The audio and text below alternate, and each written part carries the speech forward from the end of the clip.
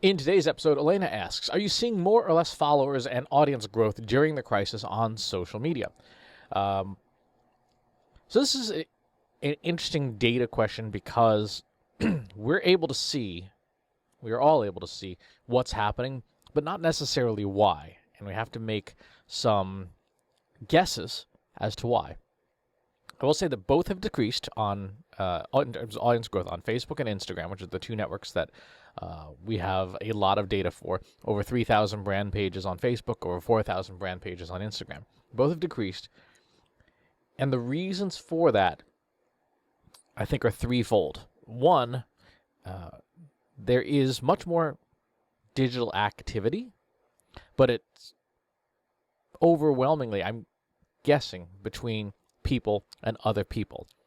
Meaning, during a crisis like this, you're reaching out to people that are your friends, that are your family, that are people you care about, individuals, and not as much during brands. Certainly, as a proxy for the number of complaints people have had about getting an email about what this brand is doing about the pandemic. Yes, we've all gotten them, and most of them are irrelevant. I don't actually care, pizza shop, what you're doing to manage the crisis. People care about interpersonal communication during crises, and that obviously does not include brands. That's one possibility. Second possibility is the type of media that people are consuming is changing, and also the number of different outlets. There are so many people, so many companies, so many everything that are giving away free content, courses, books, videos, famous celebrities doing concerts on Instagram. That, again, we don't need to follow brands and listen to what they have to say, especially since in a lot of cases we can't transact with them except electronically.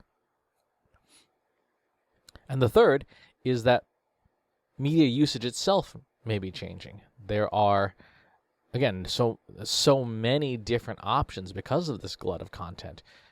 YouTube, video gaming, Steam, I know, has been having record amounts of logins. Netflix has had to throttle its bandwidth just to be able to serve all of its customers. Pornhub has said they're looking at like 11% daily growth in traffic. And even though we're spending a lot more time on here because we can't go out there, it's not in the same ways that we used to be. The mindset people have right now is personal entertainment, personal interaction, and that's completely appropriate. When we're in that mode, we're not thinking about interacting with businesses. We don't want to hear from more businesses, particularly if they don't have a whole lot to offer in terms of value, except for those things that directly serve our needs, like entertainment or information or useful news that we can take action on while in our homes. And so to see declines on both Facebook and Instagram for so many brands makes total sense. Now, is that going to be true for your business? Not necessarily. There are exceptions to every rule. There are outliers. This is, if I had to guess, is probably a Pareto curve distribution. 80% of the businesses have that decline and 20% don't. So let's look at the actual numbers. The Facebook 30-day average audience growth rate for 3,200 brands is 0.11% growth. The Facebook 7-day average, the shorter term, which is the most recent 7 days, 0.04% growth. So we have a change between the long-term average and the short-term average of minus 63%. That's a pretty substantial drop. This, by the way, if you recall, is part of what's called a moving average convergence divergence indicator, when a short-term average and a long-term average either cross over each other in some fashion. Something is happening in the marketplace. In this case, your short-term average is below your long-term average, which means that you are contracting, you are losing ground, as opposed to your short-term average being above your long-term average, where you are gaining ground. This is definitely a case where you are losing ground. And that sort of average, by the way, is a very, very handy way to measure any digital marketing metric, whether it's followers, engagements, website traffic, leads converted, sales and revenue. Keep those two numbers on monitor, and you can very quickly see when the short-term average drops below the long-term average, you're in trouble. On Instagram, 4,000 brand pages, 30-day average, 0.21% growth, 7-day average, 0.01% growth. That is a big drop. In this case, it's a 95% drop in growth of audiences for brands on Instagram.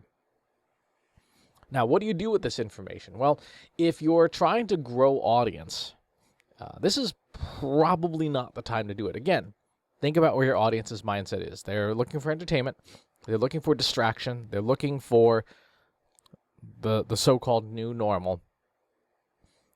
And branded content, unless, again, it's entertainment content, basically, is not going to cut it. Certainly, a Facebook post or an Instagram post about your new white paper, probably not going to get a whole lot of traction. Focus on entertaining people. Focus on serving people what their needs are. Instead of sending out the, here's how we're responding to the situation email, take up your mobile device, right, and call your 10 best customers and just ask them how they're doing. Don't sell them anything. Just ask them how they're doing. Like, hey, how's it going? How are you getting by? Do you need anything? Can we help in any way that is meaningful and useful?